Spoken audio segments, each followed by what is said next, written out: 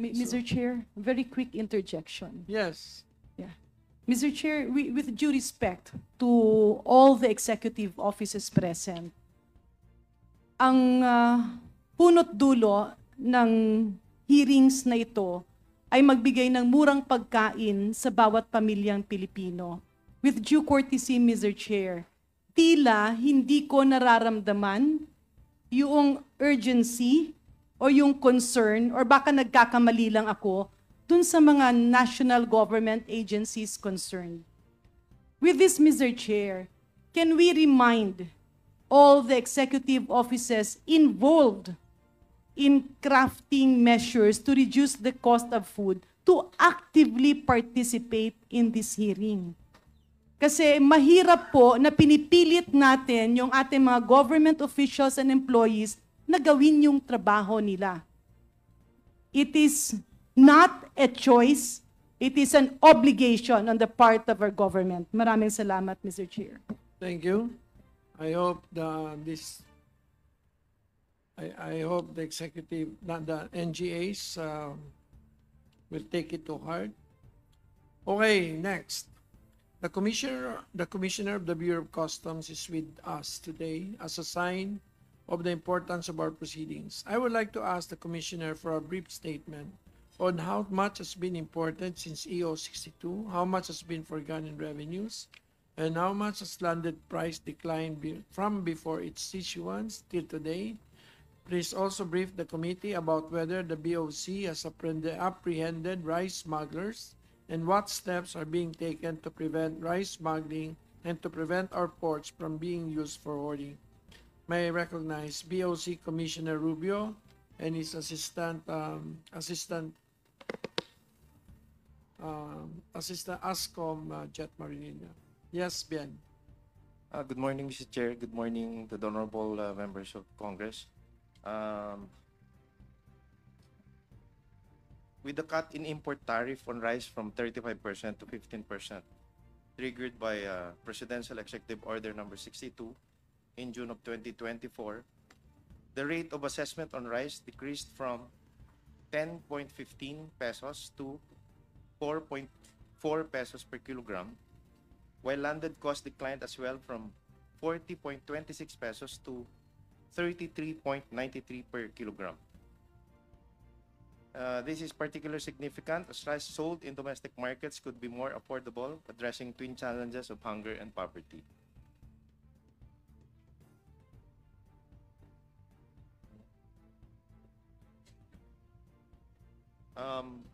To revenue, the impact,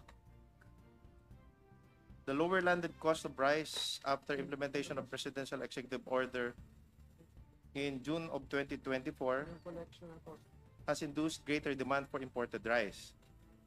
Comparing July to November 2024 for same period last year, volume of imported rice increased by 776 million kilograms, or 62% higher versus previous year. Notwithstanding higher volume, revenue impact is negative with 2.952 billion, lower compared to same period last year. While this may be the cost of BO 62, benefit to the public outweighs the potential collected revenue by the Bureau of Customs.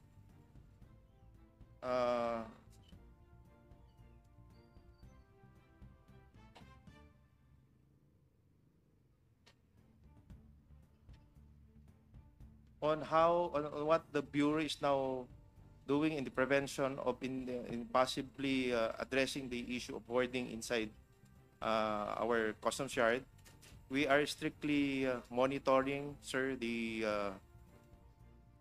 aging of the containers inside the customs yard. If upon payment of duties and taxes, the containers are identified to have exceeded the allowable 30-day period, we issue a decree of abandonment on this container, sir, and eventually subject to forfeiture after a seizure proceeding. We also strictly implement the 15-day from date of discharge that an entry should be filed on these containers.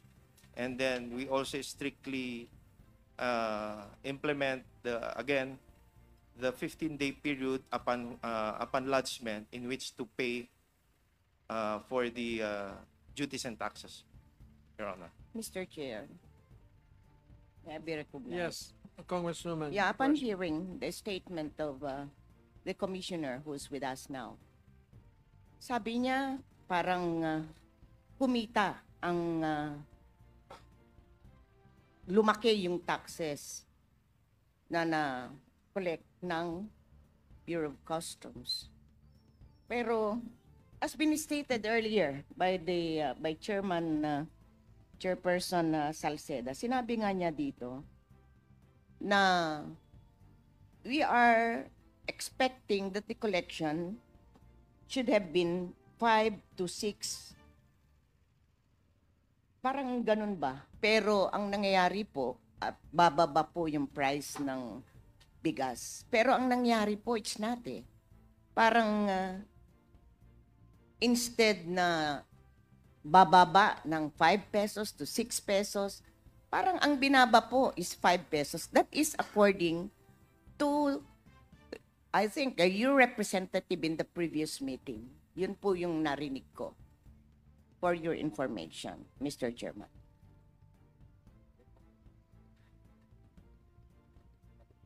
Yeah, Commissioner Rubio. Yes, Mr. Chair. Yun po yung binaba, more or less around 5 to 6 pesos po ang binaba from upon implementation of EO 62 po. Yung expected po, Mr. Chairman, na dapat bababa ang presyo ng bigas by 5 to 6 pesos. Pero sa totoong pagbaba, hindi po 5 to 6 pesos, but instead, it's only 50 centavos po.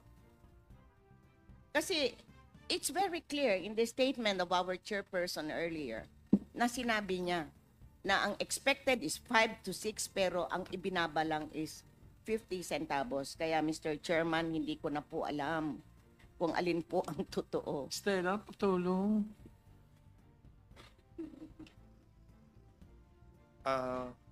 Good morning. Again, ma'am. Yeah, you're okay. Yung bumaba naman talaga yung collection mo, di ba? By 5 to 6 pesos. Pero yung presyo sa merkado, hindi bumaba ng 5 to 6 pesos. Yun ang problema lang.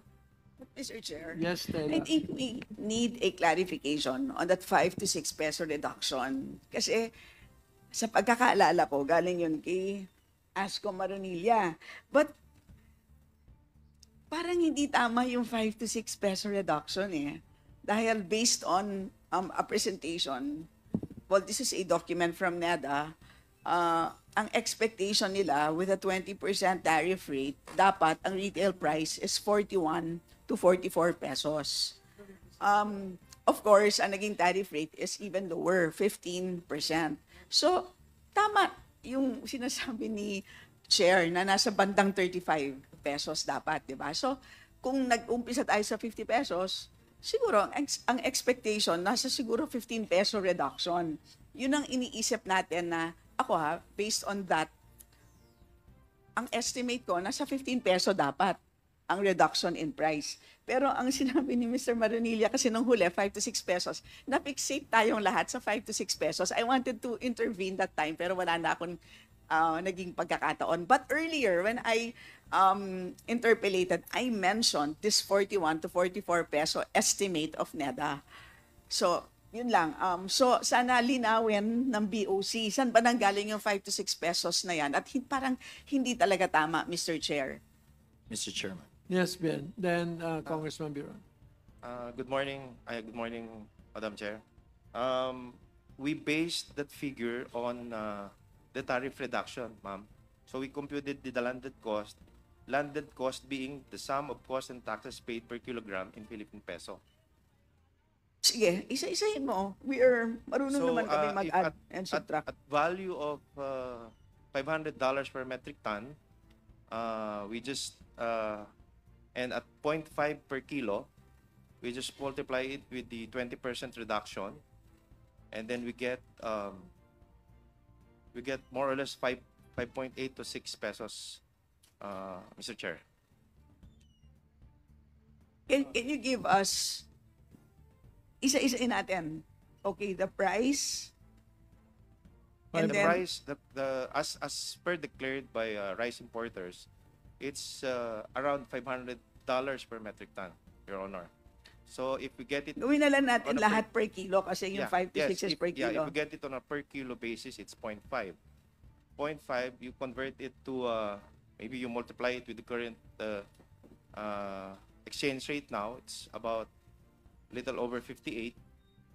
We arrive at more or less 28, 29 pesos, Your Honor. And then you multiply it with the tariff reduction of 20%. That's about 5.8 to 6 pesos, Your Honor. So that is where we're getting the 5 to 6 pesos reduction, Your Honor. Anyway, Mr. Chairman. Tanong na lang natin si Neda, saan ang galing itong can you 41. forgive me first? Neda, please do your presentation. How many pages is that? Let's see Please lang, sir. upload the Neda presentation. 6 pages, sir. Okay, but- that's okay. Yeah. So after Neda, it's Biron. Tapos ang liit. Duling. Yes, ma'am. Okay. If you may allow me, sir, because PSA already Yes, please. presented the supply use data, supply and demand. So I will go straight to part B, which is trend in prices. That's number 5, B5. Yes. So the headline inflation fell to 2.3% in October 2024 from 3.7% in June the same year, with food inflation decelerating to 3% from 6.5% in June. Meanwhile, rice inflation also fell from 22.5% in June to 9.6% in October, contrasting with an uptick observed when compared month-on-month. The latter was driven by base effects, noting that prices last year were lower due to the mandated price ceiling for milled rice in September 2023, pursuant to EO 39. Nevertheless, rice inflation remains the top driver of headline inflation, contributing 0.9 percentage points to overall inflation in the last month. The retail prices of regular milled rice in October stood at 50.22 pesos per kilo from 51.07 per kilo in June, representing a decrease of 1.7%. EO 62 was started to be implemented in July. Meanwhile, the retail price of well-milled rice stood at 55.28 per kilo from 55.96 per kilo in June, representing a decrease of 1.2%. Now, going to farm gate prices, it has generally declined since the start of the reporting period. Farm gate price in October fell to 20.51 per kilo from 24.65 per kilo in June, representing a 16.8% decrease. The approximately 4 pesos reduction in farm gate prices from July to October may be partly attributed to the higher moisture content of the local palay due to the series of tropical cyclones. The implied cost of processing palay with a higher moisture content therefore increased, which further increased the cost advantage of imported rice. However, based on available data, that is farm gate prices in typhoon-affected areas and unaffected areas, the typhoons could not fully account for the observed reduction in farm gate prices. In the international market, prices of rice at 5% broken from our top import sources, mainly Vietnam and Thailand, continued to decline from June to October 2024. The price of rice from Vietnam reached $526.3 per metric ton, and in October from 549 per metric ton in June, representing a 4.1% decrease. In the case of Thailand rice, 5% broken, prices declined to $517 per metric ton in October 2024 from 631.75 per metric ton in June, representing an 18.2% decrease.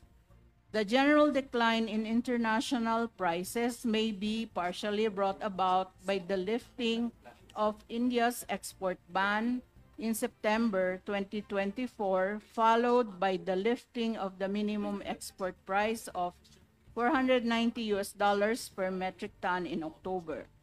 According to the Food and Agriculture Organization data, the October 2024 price for Indian rice at 25% broken was US dollars 477.3 per metric ton. The average landed cost of imported rice significantly declined following the reduction in the tariff rate. As of October 28, 2024, data from the Bureau of Customs show that the average landed cost of imported rice 5% broken from Vietnam declined to 33.95 per kilo in October from 41.32 in June, representing a 17.8% decrease. Thailand rice, on the other hand, also declined to 33.96 per kilo for October from 41.08 in June, representing a 17.3% decrease. Following the implementation of reduced tariff rates in July 2024, import volumes showed an upward trend. Available data from the PSA indicate that total rice imports in the third quarter of 2024 reached 996.90 thousand metric tons, which was lower by 12.2% than the arrivals in the second quarter. For the fourth quarter, the expected volume of arrivals is at 1,254.78 thousand metric tons, of which 867.19 thousand metric tons have already arrived as of November 21. It should be noted that for the period July to October, BPI has issued a total of 4,129 SPICs with an expected volume amounting to 3,290,000 metric tons. So going to our analysis, the objective of the rice tariff rate cut implemented in July 2024 was to address rice inflation, which was the main driver of overall price increases and the highest weighted item in the consumer basket, especially for those in the bottom 30% of the income distribution. The lower tariff was expected to reduce the landed cost of imported rice and increase the local supply of rice, thereby easing price pressures. To recall, rice inflation surged to 24% in March 2024 and stayed above 20% from April to July. In assessing whether or not the reduction in tariff rates was successful, the following two key observations must be reconciled. First, rice inflation slowed down significantly, most from its March 2024 peak of 24% down to 14.75% in August, which further declined to single-digit levels of 5.72% in September and 9.59% in October, even as third quarter local production went down by 13.4% from the previous quarter. Second, the significant decrease in landed cost, minus 17.8% per kilo of Vietnam rice, exhibits a minimal pass-through in retail prices of minus 1.7% per kilo of regular milled rice, but a significant transmission in farm gate prices of negative 16.8% between June and October. Ma'am, negative? Yes po. Yes, sir. Bumaba po yung farm gate. Okay talaga ang Pilipinas, ah. Yeah. Bumaba yung landed cost ng 1.7 pero 60% binagsak ng land. Ah, So, if I may continue, sir. oh, I cannot. My heart bleeds. Mr. Same Chair, here, Mr. Chair, Mr. Chair. How is that? Can you, yes, you want to, Yes, Mr. Chair.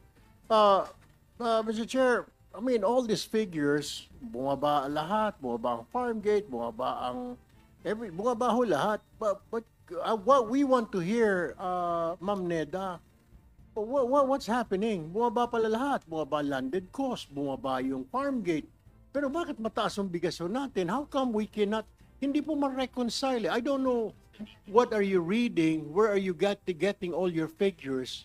Iba rin ho yung figures namin. And this is the reason why we have this Quintacom, because we're looking for ways. Kayo ho'y parang it's all theory. Kanina po kami nagbubulungan dito. Hindi namin alam kung saan ninyo kinukuha. Bumaba na ho lahat. Yet the rice still at 50, 60. Parang wala pong realization. Hindi po tumutugma eh. I don't know. Maganda po yung sinasabi ninyo. Napakaganda pakinggan. Pero yung tao na pinapanood ho tayo, hindi nila maramdaman. We want figures na nararamdaman po sa ibaba. That's what we want. And this is the reason why we are here, all these 5 committees, kasi gusto nating maramdaman. Kasi puro theory.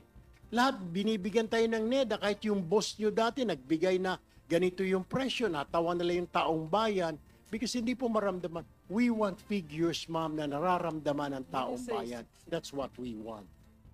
I don't know if ito kaya nga ho tayo nag-uusap-usap dito, pero you keep on giving us figures na mababa po, but then hindi po maramdaman. Saan po yan ngayon? What's happening, Mr. Chair? okay, let us allow Neda to finish, but noted and it will be answered. Yes, ma'am. Okay, if I may continue po. So, So yung the domestic, landed the cost, farm gate sir, price went down the by- landed cost went down. So it is a puzzle din po for us na perhaps this deserves a more nuanced analysis.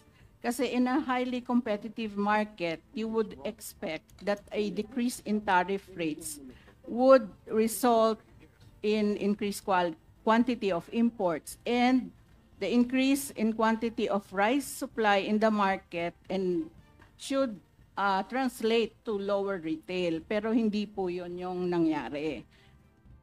So therefore, if markets were sufficiently competitive, the data should show that the reduction of tariffs would cascade in both retail and farm gate markets. However, mukha pong markets were not sufficiently competitive. Dominant market players would be able to price goods above competitive market levels. In this scenario, lowering tariffs would cause dominant market players to substitute locally produced rice for imported rice until the cost of acquiring locally produced rice equals the cost of acquiring imported rice. As a result, the derived demand for palay would fall and a drop in farm gate prices would be observed. However, since dominant market players can set prices above competitive market prices, the transmission from wholesale to retail would be minimal. This means that the price dynamics currently observed in the market are more consistent with what would be observed in a non-competitive market structure. So what we're saying, Mr. Chair, is kailangan po sigurong tingnan yung translation from wholesale to retail kasi doon po tayo nagka-problema. Thank you po. Mr. Chair, very quickly. Yeah, Mr. Chair, if we can request the NEDA officer to answer with a yes or no, just to align and laymanize everything. So, Mr. Chair, ma'am, ang sabi nyo, yung presyo sa buong mundo ay bumaba. Yes or no? Bumaba po siya. Opo, bumaba po. Yung landed cost, ibig sabihin yung presyo ng bigas per kilo na imported na bumagsak sa Pilipinas ay bumaba by 7 pesos more or less per kilo. Tama o mali? That's what you stated. The 44 pesos to 33. Hindi po. Para po sigurado ako sa aking sagot.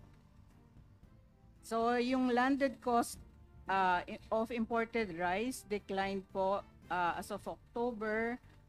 Declined yung Vietnam po, 33.95 Yeah, per ma'am, can we kilo. have the difference, please? Kasi para maintindihan ng taong bayan, just the estimate, bumaba ba ang presyo ng bigas pag land sa Pilipinas o hindi? Dali, ma'am. 7.37 pesos po. Ang So you are saying yes to my earlier question? Yes, ma'am. Okay, pangatlong tanong, ipinakita din ng presentation nyo, ang sinasabi nyo, dumami yung supply sa Pilipinas ng bigas ikumpara sa demand natin. Tama o mali? Tama po. Okay. Mr. Chair, with this, ang katapusan kong naintindihan, allow me to laymanize it. Sa pagkaintindi ko, ang sinasabi ng NEDA, bumaba ang presyo ng bigas sa buong mundo. Bumaba ang presyo ng bigas na imported pagdating sa Pilipinas. Tumaas at mas marami ang supply ng bigas sa Pilipinas, kaya supposedly, mas mababa ang presyo. Subalit, yung dapat na bagsak ng presyo na mararamdaman ni Maria at ni Juan ay tila nawala sa hangin dahil sa posibilidad na walang kompetisyon or merong pag-uusap-usap sa presyo at dagdag pa dito ang dagok sa ating mga farmers dahil napupwersa silang magbenta ng napakamura ng kanilang produkto pero ang kumikita naman ay ang malalaking negosyante. Is that an accurate summary of what you presented, Ma'am Neda? At this point po, hindi po ako makapagbigay ng conclusion. Kagaya po ng nasabi ko kanina, maari po sigurong mas laliman yung pag-aaral. Kasi How about the possibility? Kasi para po maintindihan ng taong bayan, yung iyong sinasabi kanina, NEDA has to go down, laymanize what you are saying, yung naiintindihan ng taong bayan. So yung capsule na sinabi ko, yung ba ang pinupunto ng iyong presentasyon o hindi? Ang base po sa datos na natanggap namin, ang wholesale price po base sa landed cost ay dapat ay bumaba base sa international price na bumaba at lower tariff.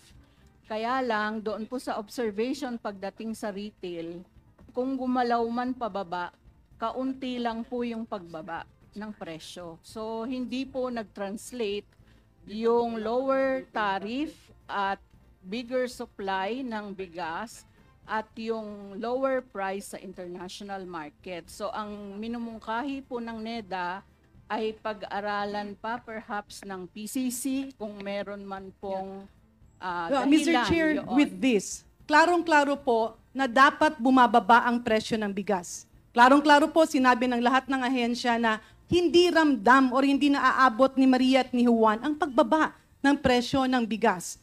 Klarong-klaro po na pati yung ating Filipino farmers at rice palay farmers ay nadedehado na rin. With this, Mr. Chair, I move that this committee invite as resource persons the top 10 wholesalers of rice in the Philippines para matumbok natin ang problemang ito. And with that, Mr. Chair, any second? Imbita na natin. Second. I think they're already here, Mr. Chair. Actually, some of them are already here. So, but we will, the position of the chair will be strengthened by the motion. So, is there a second? Second. There an objection? Hearing none? Mr. Chair, I further So- move that the PCC be directed Alin dito? to report before this August committee the reasons and the probabilities why this is happening. Kasi hindi po pwede, Mr. Chair, na meron tayong mga ahensya ng gobyerno, ginagawa na ng liderato ng Kongreso at ng Pangulo ang lahat-lahat, pero tila meron tayong mga ahensyang natutulog. Punong-puno po ang ICU dahil sa dami ng sakit ngayon, Mr. Chair. I move that the Philippine Competition Commission be directed to submit a report with regards to the issue of why rice prices at the retail market has not been reduced in contrast to the expectations of all the interventions done by government. So move, Mr. Chair.